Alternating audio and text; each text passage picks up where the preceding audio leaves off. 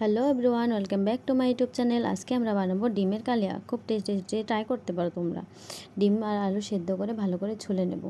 তারপর আলুগুলো টুকরো টুকরো করে কেটে নেব। তারপর একটা চাকুর সাহায্যে ডিমগুলোর মধ্যে অল্প অল্প দাগ দিয়ে দেবো, যাতে মশলাগুলো ভালো করে ভিতরে ঢোকে। এইভাবে সবগুলো ডিমই করে নেব। তারপর পেঁয়াজ পেস্ট করে নেব, লঙ্কা পেস্ট করে নেব। তারপর কিছুটা পেঁয়াজ ঝুরি করে কেটে নেব।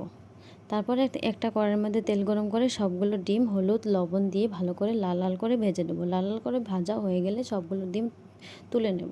তারপর সেই তেলে আর অল্প তেল দিয়ে অল্প জিরে ফোড়ন দিয়ে আলুগুলো কেটে রাখা আলুগুলো দিয়ে দেব। দিয়ে ভালো করে লাল লাল করে আবারও ভেজে নেব, যতক্ষণ না লাল লাল হয় ভেজে নেব। তারপর দিয়ে দেবো পেঁয়াজ পেস্ট, লঙ্কা পেস্ট, খুচুরি করে রাখা পেঁয়াজ, লবণ স্বাদ অনুযায়ী, হলুদের গুঁড়ো, ঝাল অনুযায়ী লঙ্কার গুঁড়ো। তারপরে এসব নিয়ে ভালো করে কষিয়ে নেব, যতক্ষণ না সবগুলো কষানো হয়। কষানো হয়ে গেলে অল্প সামান্য একটু জল দিয়ে আরেকবার কষিয়ে নেব, যাতে ভালো করে টেস্ট হয়।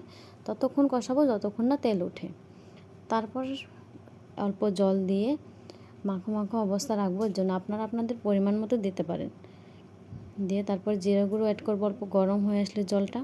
তারপরে যখন উতলাবে তখন দিয়ে দেবো ডিমগুলো দিয়ে ভালো করে উতলিয়ে এলাচ দারচিনি দিয়ে গরম মশলা যেটাকে বলেন সেটা দিয়ে নামিয়ে নিলে রেডি আমাদের টেস্টি ডিমের কালিয়া। আপনারাও ট্রাই করতে পারেন। এটা রুটি কিংবা ভাতের সাথে খেতে সেই টেস্টি হয়। ট্রাই করতে পারেন। Thank you.